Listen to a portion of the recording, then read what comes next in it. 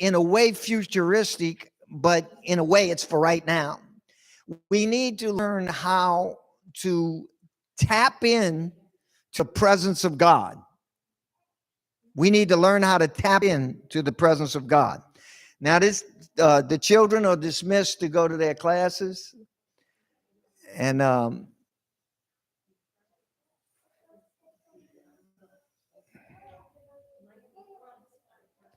so as they get ready to go to their classes, you can put up that first slide, Bill, whenever you got it ready to go. Like I said earlier, and I really want everybody's attention, because what I'm going to be preaching about this morning is life-changing if you catch it. You got to catch it, because it's so easy to hear things with our mind and even with our heart, but we don't catch it in the spirit realm. If you don't catch what I'm saying in the spirit realm, then you're going to stay in the natural realm. Are you with me? Do you want to live this life in the natural realm, or do you want to live this life in the supernatural realm? Now, when I sit down and I'm writing a book, and I'm sitting down and I'm writing a lot of the miracles and a lot of the things that I've seen throughout the years, and I'm telling you, when you just read the book, it sounds like every day of my life is so full of miracles, but it's really not like that.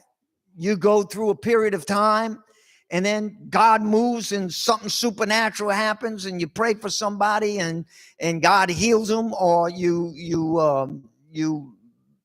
going through a circumstance that God delivers you from, whatever. But all of these things happen in seasons. You know, this whole Bible is about seasons. You know that one of your favorite series is about the Feast of the Lord. And the Feast of the Lord is all about seasons. It's about harvest. It's about taking time to weed your garden and getting everything ready for the next harvest.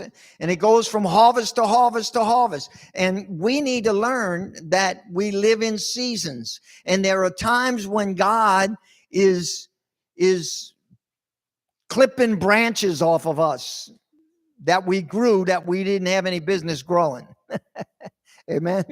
And there are times when he is covering us with his glory and his beauty. Amen. And so we need to allow God to have his way in our life. To have a God encounter. Can you imagine having an encounter like Moses had at the burning bush? What an encounter. Or maybe like Jacob when he wrestled with God. And when he got up from wrestling, he was hobbling because his hip was out of socket. I mean, there are times in our lives where if we look back and we really pay attention, we can know that God was there. We can know that God moved on our behalf. Amen. And so as I begin to share this message this morning, I believe that we're headed into a season of God encounters.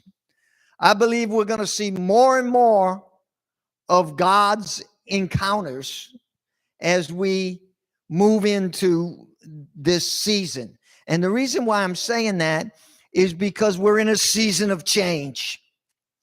We're seeing things change, and they're changing rapidly. And there are things that are happening that's going to have residual effects. But